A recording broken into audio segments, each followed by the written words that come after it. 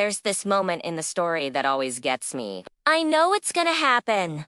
I see it coming. But every time I read it, I have to stop because I laugh so hard. Once upon a time, in a land far, far away, there was a little girl who had a dog. Well, obviously, this isn't that exciting. There are hundreds of millions of stories about dogs and girls just like that, and honestly, most of them probably begin exactly the same way.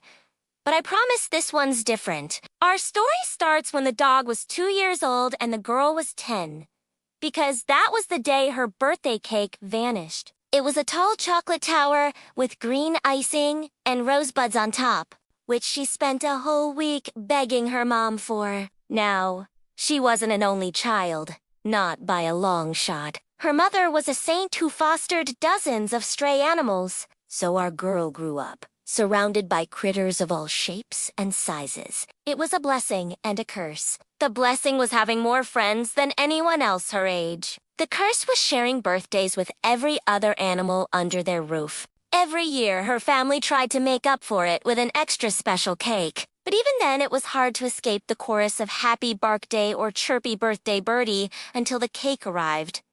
It was then that her life would turn upside down. For one glorious hour, it was all about her. She got to blow out candles, make wishes, and dig in. before the animals went back to fighting over table scraps, and she retreated back to her usual place on the bottom of the pile. But that didn't mean the animals weren't grateful. Her dog waited patiently by her chair, tilting his head whenever she cut into the cake so he could catch whatever fell. And this year was no different. Only this time, he never got his chance. After she cut the first slice, someone let out a blood-curdling scream. The cake! It's gone! There, on the counter where they left it, was nothing but air. The cake was missing. Everyone panicked, throwing accusations. Mom blamed the open window. Dad blamed the heat. Cousin Leo blamed ghosts, but all eyes slid to Max, her scruffy golden mutt, who was drooling by the fridge. They cornered him, waving the empty plate like evidence. Dad grabbed a rolled newspaper. Leo chanted, "Bad dog, bad dog." She stood frozen while Max whimpered, tail tucking, eyes pleading at her the way only he ever did when thunderstorms rolled in. Suddenly, he jerked free, nails skittering across tiles, and bolted straight to Leo's backpack. He tugged the zipper with his teeth until thud out tumbled her cake. One corner nibbled, still wrapped in foil and smeared with Leo's frosting fingerprints. She couldn't believe her eyes. Of course, Max took the cake. Anyone who knew him wouldn't be surprised. He ate socks, underwear, Dad's toupee, and once swallowed an entire ham off the counter while no one was looking. But why? Why did he do it? Her dad looked ready to strike him, but when he saw the frosting on Leo's hands, his face flushed, cheeks as red as the roses on the stolen cake. Everyone stared at Leo. No one said a word. In that silence, he crumbled. I didn't think anyone noticed, he whispered, kicking at a loose thread in the floor. You said you wanted the cake? You asked me if I wanted it. His voice cracked, and I lied and said yes. I'm sorry. I'm sorry. Then he ran, slamming her bedroom door. As everyone else stood gaping at the closed door, she knelt, hugging Max, feeling his heart hammer against hers. It wasn't just relief that flooded her, but something sharper, stronger, fiercer.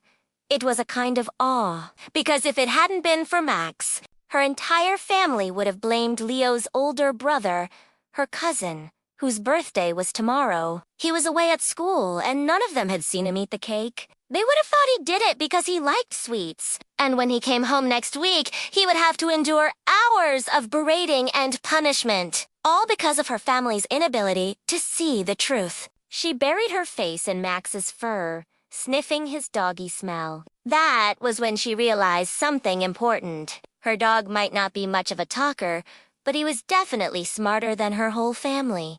And she wasn't the only one who thought so. According to a survey conducted by the American Society for the Prevention of Cruelty to Animals, 94% of dog owners say their furry friend knows when they're happy, sad, angry or scared. Maybe that's not surprising since we spend a lot of time together. But the fact that they can show us empathy is another thing altogether. Dogs see things we don't. They hear things we don't. And most importantly, they feel things we do. They sense fear, joy, and sadness long before we have the words to describe them. Even though Max couldn't tell them what happened, he knew Leo took the cake. And he showed them not by barking or growling or snapping, but by doing something a lot braver, taking them right to the culprit. This is something she'd come to understand about dogs. When you love them, you don't just get a pet. You get A partner. a partner who will stand by your side, help you communicate, and watch your back. If that doesn't sound like the perfect family member, I don't know what does. She stroked Max's head as he licked her face. He was the best. You were right, buddy, she told him, chuckling. Leo totally did it. Max barked once, then trotted off. As she watched him go, she smiled. See? I told you, she said, laughing. He's smarter than all of us. If you enjoyed this story, check out my book, The Girl Who Could Talk to Animals. It's available everywhere. Books are sold. And if you want to hear more stories like this, click the subscribe button below. I'll see you next time.